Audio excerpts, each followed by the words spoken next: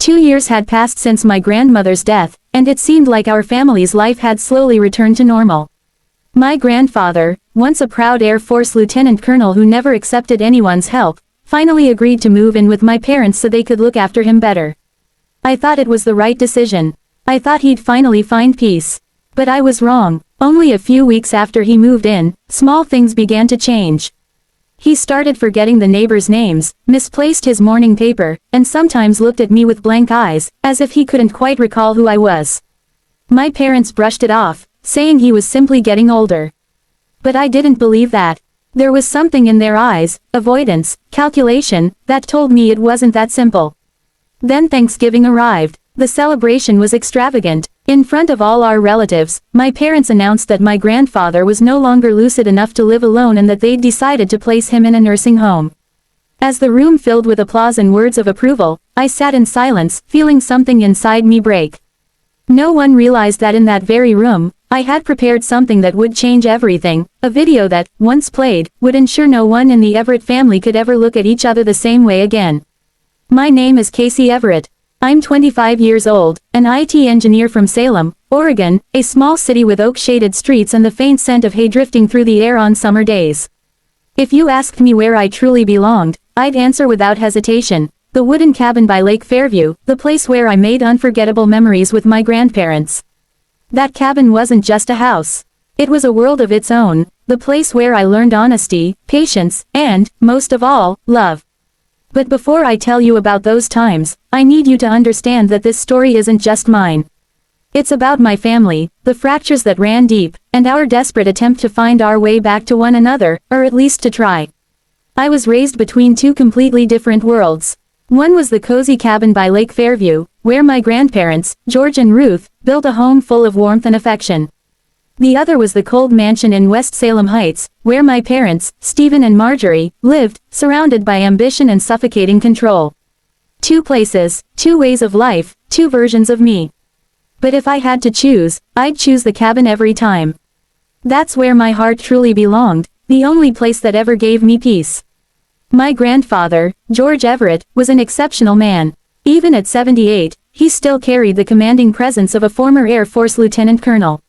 He'd earned a Medal of Honor for his wartime bravery, though he rarely spoke of it. To him, honor wasn't in the medals hanging on the wall, but in how one lived each day.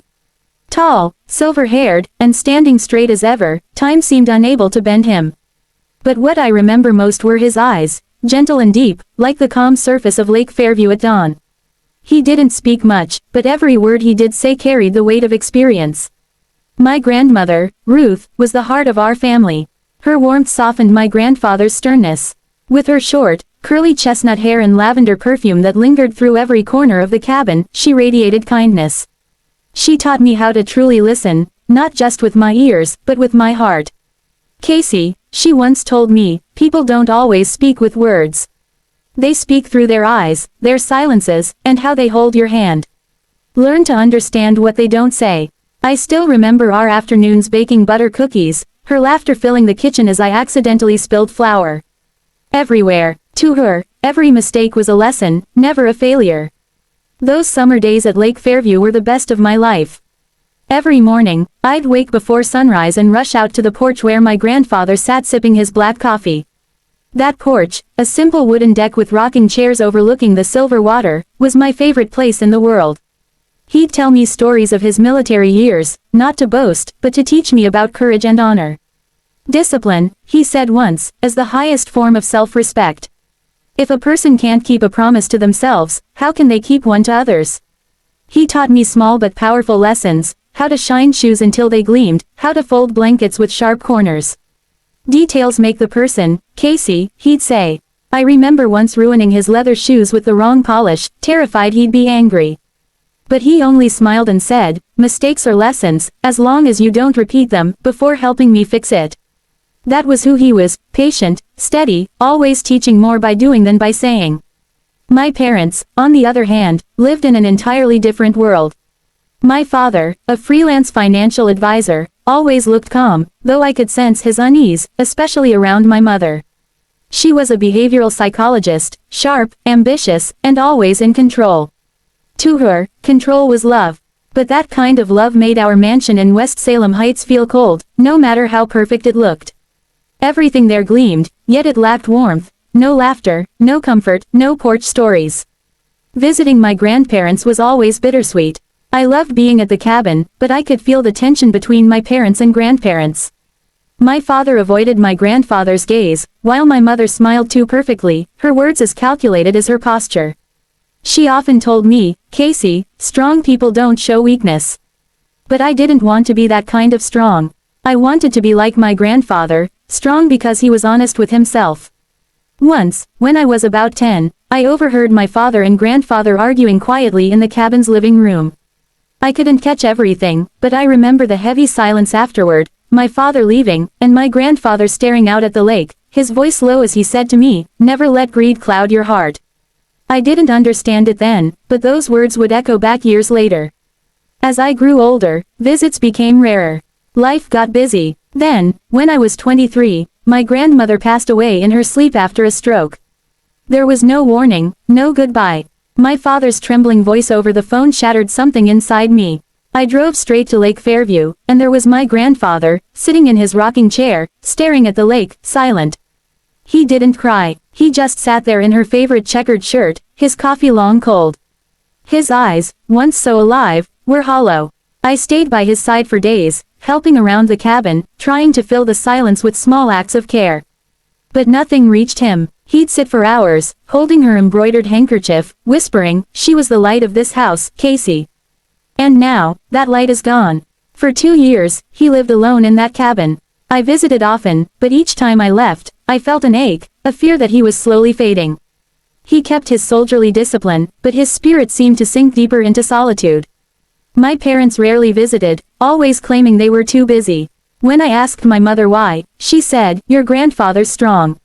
He'll be fine," but I knew it was more than that. Eventually, my parents suggested he move in with them. My father's voice was soft, almost rehearsed. "Dad, it's time you came to live with us. We'll take better care of you." My grandfather hesitated, saying, "This house belongs to me, and to Helen. I still feel her here." But after months of persuasion, he finally agreed, "For my sake. I don't want you worrying about me, Casey," he said.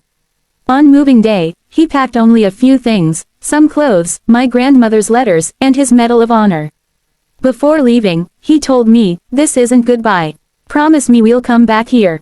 I promised. At first, I thought everything was going to be fine. My mother was attentive, preparing meals and managing his medicines. My father seemed caring too, keeping him company at dinner. I started to believe he'd be happy there. But soon, things began to shift. My grandfather grew more forgetful. His speech slowed. He'd fall asleep suddenly, his coffee half finished. I noticed my mother always made his coffee alone. Once, I saw her pouring something from a small vial into his cup. She smiled when I caught her. "Just sugar, Casey. He likes it stronger now." But my grandfather had never taken sugar. And soon after drinking, he'd grow drowsy, his breathing heavy. When I confronted her, she brushed it off. My father avoided my eyes. And deep down, I knew something was terribly wrong. That's when I decided to come early one morning, just to see for myself. The sun was barely up, gold light spilling across the dining room. My grandfather sat there, coffee in hand, staring out the window, as if searching for my grandmother somewhere beyond the trees. "Morning, Grandpa," I said, forcing a cheerful tone. He turned, smiled faintly, and said, "Casey, you're here early. Sit down, let me tell you a story."